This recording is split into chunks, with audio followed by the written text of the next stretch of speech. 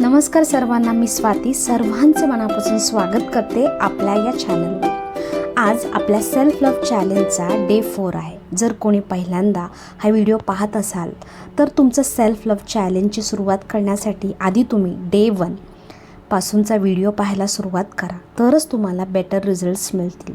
तर सुरू करूयात आजच्या आपल्या या व्हिडिओला।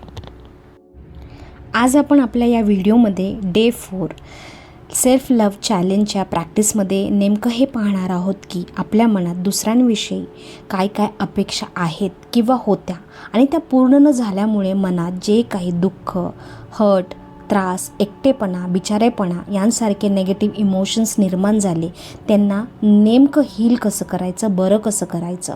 कारण सतत तुम्ही दुसऱ्यांकडून अपेक्षा करत असता। हे दुसरे तिसरे खूप लांबचे नसतात, खरं तर ते आपलेच नातेवाईक असतात। जसे की तुमची बायको असू शकते, नवरा असू शकतो, मुले असू शकतात, आई बाबा, भाऊ बहीण आणि जवळचे नातेसंबंध किंवा मित्रमैत्रिणी देखील असू शकतात। तुम्ही या सर्वांवर प्रेम करता, त्यांच्याविषयी तुमच्या मनात नितांत प्रचंड आदर असतो आणि कळत नकळत कधी तुम्ही त्यांच्याकडून अपेक्षा करायला लागता हे तुम्हालाच तुमचं समजत नाही आणि त्यांच्याकडून अपूर्ण राहिल्या की तुम्ही खूप नाराज, अनहॅपी, प्रसंगी खूप जास्त चिडचिडे किंवा बिचारे होता। लक्षात ठेवा, अपेक्षाभंगाचं दुःख हे सर्वात मोठं दुःख वाटतं, हो की नाही? आता ही ॲक्टिव्हिटी करत असताना नेहमीसारखंच निवांत वेळ काढायचा आहे, ते अतिशय गरजेचं आहे। शांत जागी बसायचं आहे, आपलं माइंड कम्प्लिटली रिलॅक्स करायचं आहे। वाटल्यास चहा किंवा कॉफीचा मग घेऊन बसा। आता तुमची डायरी आणि पेन घ्या। हे 2 साहित्य जगातलं सर्वात मोठं टूल आहे, ज्याच्या माध्यमातून तुम्ही तुमचं मनातलं सर्व काही बाहेर काढू शकता, अगदी दिलखुलासपणे।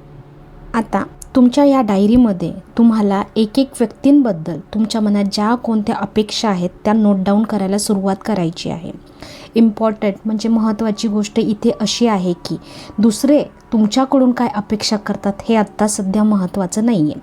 उदाहरण घ्यायचंच झालं तर सपोज मी हे एक उदाहरण घेते की मला माझ्या हजबंडकडून खूप अपेक्षा आहेत। त्याने माझं कौतुक करावं, फिरायला घेऊन जावं, गिफ्ट्स द्यावेत, मी न सांगता मला समजून घ्यावं, माझ्यासोबत वेळ घालवावा, आणखीन काहीही असू शकतं। हे सगळं एक्सपेक्टेशन्स तुम्ही 1, 2, 3 याप्रमाणे लिहायचे आहेत। आणि खरंच आपण जेन्युइनली खूप कमी लोकांकडून अपेक्षा ठेवत असतो, आपल्या आयुष्यातील क्लोज इनर सर्कलमध्ये असणाऱ्या लोकांकडूनच। मग त्यात जास्तीत जास्त 5 ते 6 व्यक्तींचा समावेश असू शकतो, कमी किंवा जास्तही असू शकतं। प्रत्येकासाठी हे गणित वेगवेगळं आहे। या एक्सरसाइजसाठी साधारणपणे 1 तासभर लागू शकतो, पण हे करत असताना अनुभव काहीतरी वेगळाच असणार आहे। हा प्रत्येकाने फील करायचा आहे मनापासून। त्यानंतर एक एक्सपेक्टेशन काळजीपूर्वक वाचायची आहे आणि विचार करायचा, तुम्ही ही अपेक्षा इतरांकडून जी करत आहात ती स्वतःसाठी पूर्ण करू शकता का? जसे की मी हजबंडकडून एक्सपेक्ट करते त्याने माझं कौतुक करावं, पण मी स्वतःचं कधी कौतुक करते का? मी स्वतःला आरशात पाहून तू खूप सुंदर आहेस अशी कधी कॉम्प्लिमेंट देते का? एखाद्या दिवशी खूप काम केलं तर स्वतःला आवडणाऱ्या पदार्थांची ट्रीट देते का? कधी मी स्वतःबरोबर लंच किंवा डिनर डेटला जाते का? एकटी स्वतःची कंपनी एन्जॉय करते का? या सर्व अपेक्षांना चेक देणं खूप जास्त इम्पॉर्टंट आहे। याला आपण फायनान्शियल भाषेमध्ये अपेक्षांचं ऑडिट असंही म्हणू शकतो। हे ऑडिट करणं खूप म्हणजे खूप महत्त्वाचं आहे। आणखीन पुढे जाऊन समजून घेऊयात, असं बिलकुल नसतं की तुमच्या सगळ्याच अपेक्षा पूर्ण होत नाहीत किंवा होतात। आता ज्या नाही झाल्या त्यांच्यामुळे तुम्हाला काय फायदा झाला हे मेन्शन करायचं आहे 1 by 1। उदाहरणार्थ एखाद्या गोष्टीसाठी पैशांची मला गरज होती आणि ते पैसे मी माझ्या हजबंडकडून मागितले, पण मला ते त्यांच्याकडून मिळाले नाही। मग याचा उलट मलाच फायदा झाला की मी स्वतःवरती फोकस केला आणि माझा सर्व कल फायनान्शियली स्ट्रॉंग होण्याकडेच होता। मी पैशांच्या बाबतीत इंडिपेंडेंट झाले, मी माझ्या गरजा स्वतः पूर्ण करू शकते। ही माझ्यासाठीची एक सर्वात मोठी अचीवमेंट आहे। आणि हे कुणामुळे शक्य झालं तर हजबंडमुळे। कारण मला त्याच्यामुळे स्वतःवरती काम करता आलं, स्वतःमधलं पोटेन्शियल का आलं.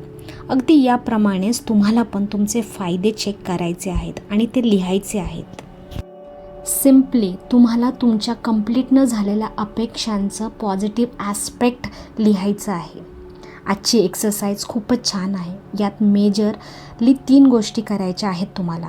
एक म्हणजे अपेक्षा ज्यांच्याकडून करता ते लिहायचं आहे, त्यांचं नातं आणि नाव पण लिहा. 2 दुसऱ्यांकडून ज्या अपेक्षा तुम्ही करता त्या स्वतःसोबत तुम्ही पूर्ण करता का, हा रियालिटी चेक स्वतःला द्यायचा आहे. 3 ज्या अपेक्षा पूर्ण नाही झाल्या त्यामुळे तुम्हाला नेमका कोणता फायदा झाला हे लिहायचं आहे.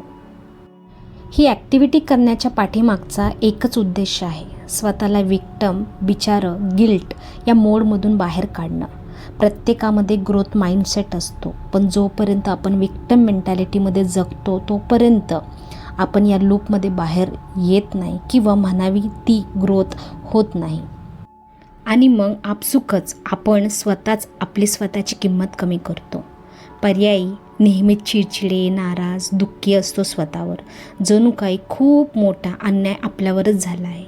पण प्रत्येकामध्ये सामर्थ्य आहे सगळं काही मिळवण्याचं, आनंदी राहण्याचं. त्यासाठी सर्वात आधी स्वतःवर निरागस, निरपेक्ष प्रेम करणं खूप महत्त्वाचं आहे. आणि हे कधी शक्य आहे जेव्हा आपण दुसऱ्यांकडून कमी आणि स्वतःकडून जास्त अपेक्षा करतो. अपेक्षा बिलकुल करायच्या नाहीतच असं नाही, पण त्या वाजवी असाव्यात. त्यामुळे नातं तुटू नये, नात्यांमध्ये कटुपणा येता कामा नये, स्वतःला खूप हर्ट करून घेणं हे सुद्धा होता कामा नये. आजची ही सेल्फ लव्हची प्रॅक्टिस नक्की करून पहा. आणि हा व्हिडिओ शेवटपर्यंत पाहिल्याबद्दल मी सर्वांचे मनापासून आभार मानते. व्हिडिओ जर हेल्पफुल वाटला असेल तर नक्की लाईक आणि शेअर करा इतरांसोबत. त्याचबरोबर कमेंट बॉक्समध्ये डे 4 कंप्लीटेड असे लिहायला अजिबात विसरू नका. तर लवकरच भेटूयात डे 5 सेल्फ लव्ह चॅलेंजसाठी. तोपर्यंत स्वतःची भरपूर काळजी घ्या, भरभरून प्रेम करा स्वतःवर आणि सतत आनंदी राहा.